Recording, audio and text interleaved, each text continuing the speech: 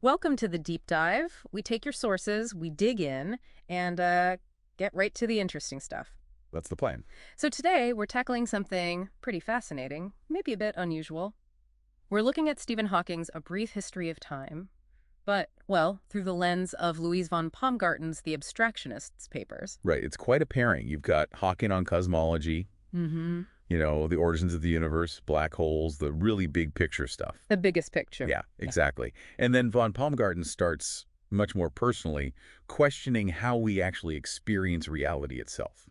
He introduces these ideas, red space for our internal world, our constructed reality. And blue space. And blue space, yeah, which is more about where things actually interact, where causation happens. It seems like two totally different worlds, cosmology and, well, subjective experience. But that's the goal here, right? To see if von Paumgarten's framework gives us a new way to think about Hawking's ideas. To see if it extends them or complements them, maybe even reframes some things. It's like getting a new filter for familiar questions. And just quickly, if you want to read von Paumgarten's work yourself, the Abstractionist papers are free online, www.welcometothe.bluespace.com. Good point. Worth checking out. So what's really striking, I think, is that despite the different approaches, both are fundamentally asking, what is reality? Absolutely. Von Paumgarten starts from perception, Hawking from physics, but that basic human curiosity is there in both. Von Paumgarten actually says, even now we know very little about reality itself. Which is kind of humbling, whether you're looking inwards or outwards to the stars. It feels like they're both acknowledging the limits of our understanding. Definitely. And von Paumgarten throws this idea out there early on. Space and time aren't necessarily fundamental fabrics of the universe. Oh, right. He calls them interpretative tools. Yeah, tools the mind uses, like ways we describe relationships between things, between processes, but maybe not inherent properties of the processes themselves. Okay, so how does that work? He uses paradoxes, right? He does. Things like Plato's caves, the matrix idea, Zeno's paradoxes, Yeah. and the twin paradox comes up too. The twin paradox, the classic relativity example. One twin travels fast, comes back younger. Exactly. And he uses it to argue that time isn't this universal clock ticking away. It's relational. It depends on motion, on the causal path taken.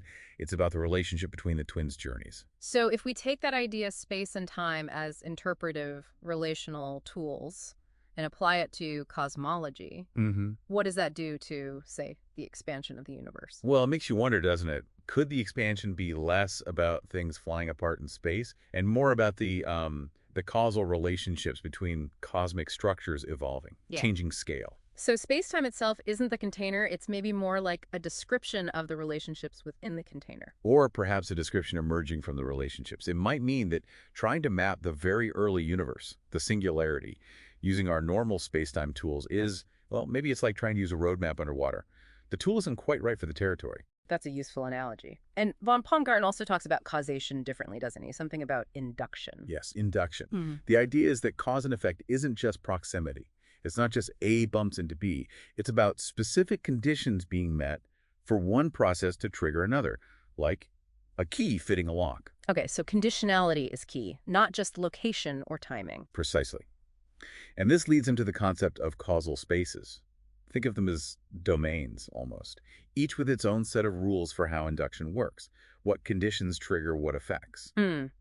So could we think of different phases of the universe's history, like the quantum foam versus the classical universe we see now, as different causal spaces? That's a really interesting application, yeah. Maybe the shift wasn't just about cooling and expanding, but a fundamental change in the dominant rules of causation, the way things could interact. A shift in the rule set itself. Exactly. It moves beyond just things moving around in space and time to the actual operational logic of reality changing. Let's connect this to the observer. Von Paumgarten's core idea is this red space, right? Our internal construction of reality. We don't get the raw data. We get a model, a functional abstraction, he calls it. Actual experience is not a version of external reality, he says. It is an internally constructed abstraction. Built through interaction, through engagement. Right. And this ties so neatly into quantum mechanics, which Hawking obviously discusses, the whole observer effect problem. Where measuring something changes it. Exactly. Could red space provide a sort of framework for why? Why does our active observation, our internal functional response, seem to collapse the wave function or influence the outcome? So our internal model building isn't just passive, it's involved. It suggests it might be, yeah. A red space way of processing information might be inherently part of how reality manifests to us at that quantum level. Which brings us to complexity and emergence. Von Paumgarten talks about complex things arising from simpler interactions. General selection, he calls the mechanism. Yeah, general selection is this broad process driving change, both small tweaks and big shifts. And you can absolutely see parallels with cosmology. Like galaxy formation. Hawking describes how tiny fluctuations in the early universe got amplified by gravity. Leading to stars, galaxies, all the structure we see. It's emergence on a cosmic scale. Von Paumgarten's general selection could be seen as a kind of meta-principle behind that. Certain configurations are more stable, they persist, they interact, complexity builds up. It selects for stability and interaction potential. In a way, yes.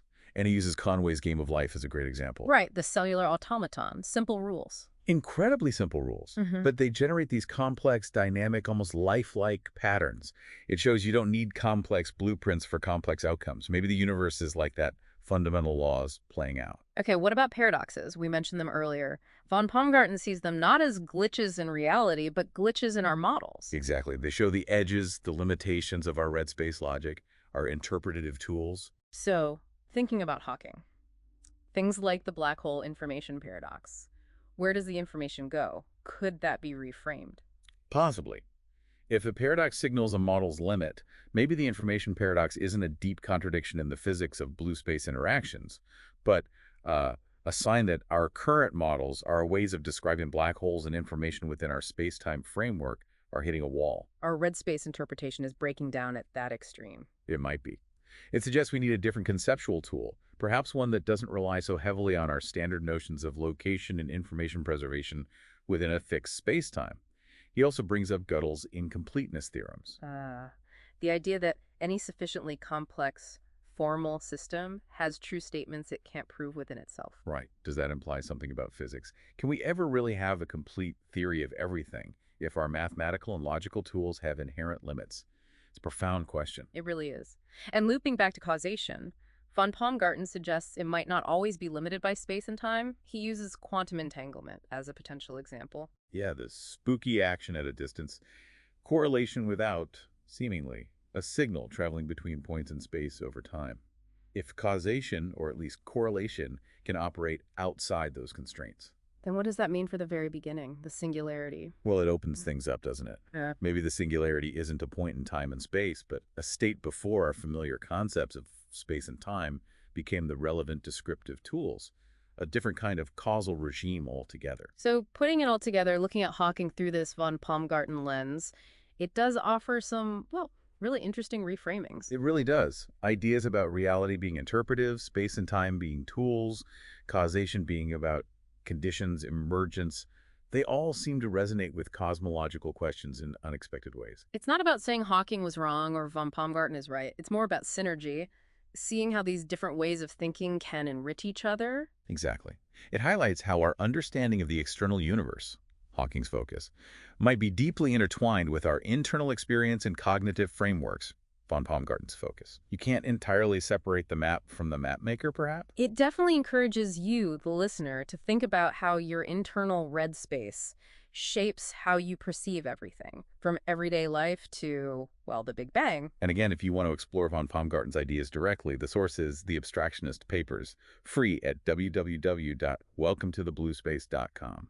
So here's a final thought to leave you with. Could it be that the ultimate mysteries of the universe aren't just about the laws out there, but also about the fundamental structure of the minds trying to understand them? Something to ponder. Thanks for joining us on The Deep Dive.